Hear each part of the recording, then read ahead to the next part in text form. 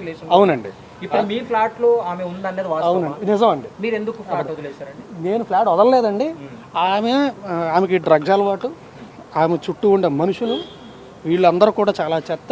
అలా అని చెప్పి నేను హైదరాబాద్ వచ్చిన కొత్తలో ఖచ్చితంగా నాకు హెల్ప్ చేసిందండి, గ్రాడ్యుయేట్ ఉంది. రెండోది ఏంటంటే నిజంగా ఇందాక చెప్పినట్టే నా రెప్యుటేషన్ ఎక్కడ పాడవద్దు అని భయంతో మూసుకొని నేనే బయటికి వెళ్ళిపోయానండి.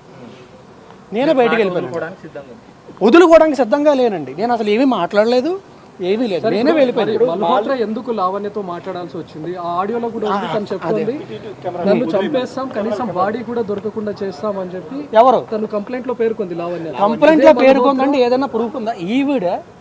ఈవిడే నేను మళ్ళీ చెప్తున్నానండి. So I can't talk on behalf of which is not right. So ఆవిడని బెదిరించిందండి, వాళ్ళ అన్నయ్యతోని చాలా ఫిల్తీ లాంగ్వేజ్లో మాట్లాడింది. ఇదంతా జరిగింది, ఇవన్నీ కూడా వాళ్ళ దగ్గర ఉన్నాయి. వాళ్ళు కంప్లైంట్ ఫైల్ చేస్తారండి. I can't talk on behalf of it's because it's not right. Clarity ఇవ్వండి. అంటే మీరు ప్రతి ఇంటర్వ్యూలో కూడా నేను పెళ్లి చేసుకోవాలని చెప్తున్నారు, కానీ ఆమె చెప్తున్నటువంటి వాటిలో పెళ్లి చేసుకుంటానని నమ్మించి మోసం చేశాడు. ఏమంటే పెళ్లి చేసుకుంటా నమ్మించి మోసం చేశానని ఒక దగ్గర చెప్తుంది, మాకు ఆల్రెడీ పెళ్లి అయిందని ఇంకో దగ్గర చెప్తుంది. గుడిలో పెళ్లి చేసుకున్నా అది చెప్తే అబద్ధం చెప్పడం మొదలు పెట్టినప్పుడు ఏ అబద్ధం అనేది చెప్తారండి. నేను నించొని నిజం చెప్తున్నా. నేను ఇందాక కూడా నేను మీ భయపడి మిమ్మల్ని ఎవరి వెళ్ళిపోతాను కదా, నిజంగా ఎంతో ఒక నిమిషం మాట్లాడాలి కాబట్టి కారు ఎక్కానంటే మా డ్రైవర్ తెలియక తీసాడు. అందుకే డ్రైవర్ని కూడా దిగమన్నా అప్పుడైనా సరే 1 minute ఆగుతారు మాట్లాడి వచ్చేద్దామని చెప్పి. నాకు అసలు మీడియాని అవాయిడ్ చేద్దాం అనుకుంటే అసలు ఎక్కడ దాకా కూడా. మీరు లావణ్యతో రిలేషన్షిప్ వదులుకోవడానికి కారణం ఏంటి? తను డ్రగ్స్ తీసుకుంటుందని తెలిసిన తర్వాత వదులుకున్నారా, లేకపోతే ముందు నుంచి వదులుకున్నారా? ఏమండి, 2-3 ఏళ్ళు అంత బాగానే ఉంది. ఆ తర్వాత మా దగ్గర ఎటువంటి రిలేషన్షిప్ మాకు ఎటువంటి రిలేషన్షిప్ అంటే శారీరకంగా కానీ ఎలాంటిది లేదండి. అండ్ ఆవిడ వేరే అతనితో రిలేషన్షిప్లో ఉండి నేను ఆవిడ దగ్గర ఉండాలి. ఏంటంటే మీకు మీ పేరెంట్స్కి చాలా చాకరీ చేశాను నేను, నన్ను పట్టించుకోలేదు వాళ్ళు అని అంటున్నాను. మళ్ళీ చెప్తున్నాను, కాదు, అబద్ధం. ఆ ఇంట్లో కూడా మాకు ఈ సినిమా మొదలైంది ఎప్పుడంటే సంవత్సరం క్రితం అండి. సంవత్సరం కూడా అవ్వలేదు అనుకుంటా. అదే చెప్తున్నానండి, మీరు అంత గట్టిగా ఇది భయం వేసిందండి. సార్ లావణ్య ఎలా పరిచయం సార్ మీకు? ఎక్కడ పరిచయం? నాకు హైదరాబాద్ కాదండి, నాకు నిజంగా వైజాగ్లో ఉన్నప్పుడు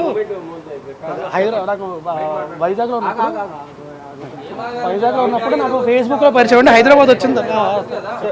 సరే వెళ్ళిపో. నాకు వైజాగ్లో పరిచయం అండి.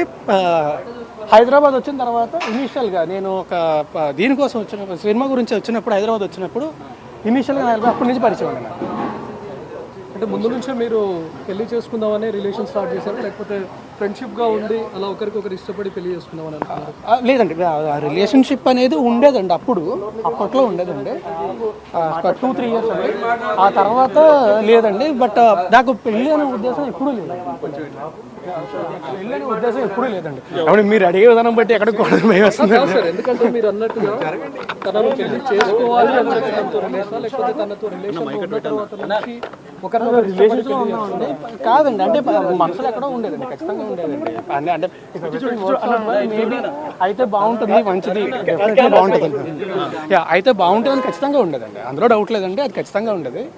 బట్ నేను ఎప్పుడు మాట ఇవ్వడం కానీ కొన్ని పెళ్లి చేసుకొని ఎప్పుడు జరగలేదండి. అసలు నేను ఎప్పుడు మాట ఇవ్వడం కానీ ఎప్పుడు జరగలేదు. నేను ఇప్పుడు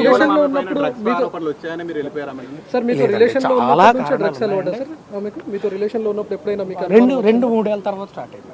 అంటే ఆమె మీకు కూడా తీసుకొని వచ్చానని చెప్పింది, ఒకసారి చెప్పింది. ఏమంటే నేను నా జీవితంలోని నేను ఈ రోజు దాకా ఎప్పుడు డ్రగ్స్ ముట్టుకోను. ఇది పచ్చి నిజం. కావాలంటే నా హెయిర్ ఇస్తా, నా బ్లడ్ ఇస్తా, అన్నీ ఇస్తా. ఇది కూడా మీరు అనుకోవచ్చు మేబీ 4 రోజుల తర్వాత ఇది అదే. నేను జీవితంలో ఎప్పుడు ముట్టుకోను కూడా. ఇప్పుడు లావణ్యను బలవంతంగా డ్రగ్స్ కేసులో ఇరికించారు తప్ప నాకు డ్రగ్స్ జైల్లో. ఒకటి చెప్తాను, ఇప్పుడు నేను ఆవిడ డ్రగ్స్ కేసులో ఇరికించేంత సీన్ నాకుంటే నాకు ఈ పరిస్థితి రాదు కదా. ఈరోజు ఈ పరిస్థితి రాదు కదా.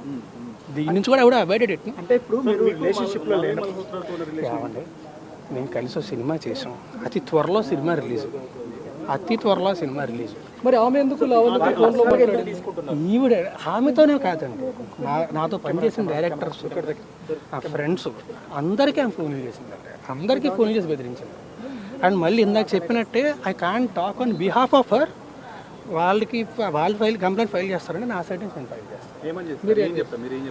కంప్లైంట్ ఫైల్ చేసిన తర్వాత డీటెయిల్డ్గా మళ్ళీ నేనే ప్రెస్ మీట్ పెట్టి ఏం కంప్లైంట్ ఫైల్ చేశానని చెప్తాను. నేను ఇప్పుడు ఏం చెప్పనండి, కంప్లైంట్ ఫైల్ చేసిన తర్వాత మాట్లాడతాను. సార్ ఇప్పుడు లావణ్య ఎన్నో ఫోటోలు మీడియాకు రిలీజ్ చేసింది, దానిపైన మీరు ఏం చెప్తారా? అంటే అందులో మీ ఫ్యామిలీ మెంబర్స్ ఉన్నారు. అదే అండి, మీరు పెళ్లి చేసుకుందాం అని చెప్పింది అంటున్నారు. ఇందాక మీరేం అడిగారు, పెళ్లి చేసుకుంటామని మాట ఇచ్చాడు అని చెప్పింది అని చెప్తున్నారు ఓకే అని చెప్తున్నారు. సో తను రకరకాలు చెప్తున్నప్పుడు నేనేం చేయగలను?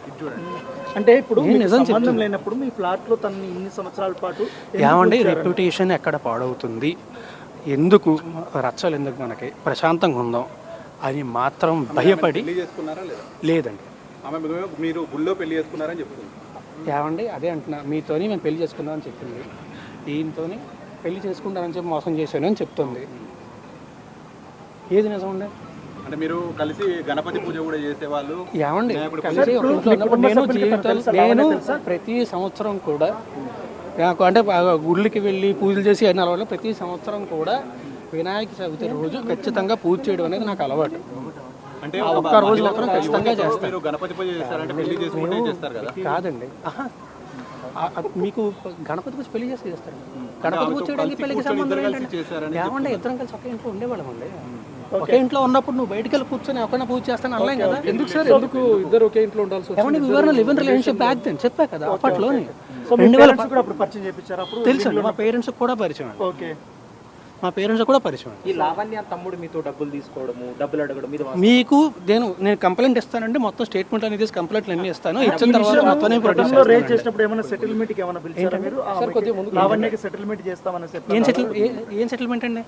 ఈ విషయం ఒకసారి పోలీస్ స్టేషన్కి వెళ్తా అన్నప్పుడు ఆమె చెప్పినప్పుడు ఆమె నాతో చెప్పలేదండి. నేను సెటిల్మెంట్కి నేను ఎప్పుడు మాట్లాడలేదండి, ఆమె కూడా నాతో మాట్లాడలేదండి. ఈమె ఆవిడికి ఫోన్ చేసిందండి, ఆమె అది మళ్ళీ అదే సారీ అది కూడా మళ్ళీ చెప్తున్నా, అది ఆమె కంప్లైంట్ ఫైల్ చేస్తుంది. It's not right for me to talk on behalf of. 11 ఏళ్ల రిలేషన్ లో ఏనాడు రాస్తారుని ఇబ్బంది పెట్టని లావణ్య ఈ రోజే ఎందుకు కంప్లైంట్ చేయడానికి వచ్చింది? ఈ రోజు ఏనాడు ఇబ్బంది పెట్టలేదు సార్. ఏనాడు ఫిర్యాదు చేయని లావణ్య 11 ఏళ్ల తర్వాత ఈ రోజు ఎందుకు పోలీసులను ఆశ్రయించాల్సి వచ్చింది? రాస్తారుని గురించి ఎన్నో విషయాలు ఎందుకు బయట పెట్టాల్సి వచ్చింది? ఎందుకంటే అండి నాకు తెలిసండి, నేను వీని కన్సల్టింగ్ లీగలీ బికాజ్ నా చుట్టుపక్కల ఉన్న వాళ్ళందరినీ ఆమె ఫోన్ చేసి ఇబ్బంది పెడుతుందని చెప్పి నేను లీగల్గా కన్సల్ట్ చేస్తున్నానండి. కన్సల్ట్ చేస్తున్న విషయం తనకు తెలిసి ఉంటుంది, నాకంటే ముందే తను స్టెప్ తీసుకుందాం అని చెప్పి తనకి ఏవండి ఎప్పుడు స్టార్ట్ అయితేనే ఇవన్నీ జరిగాయని తన వర్షన్. ఆమె ఏదన్నా చెప్తుంది. సార్ చివరిగా మీరు ఎప్పుడు కలిసారు సార్ లావణ్య? ఏళ్ళు కాదండి, మంత్స్ అయిందండి.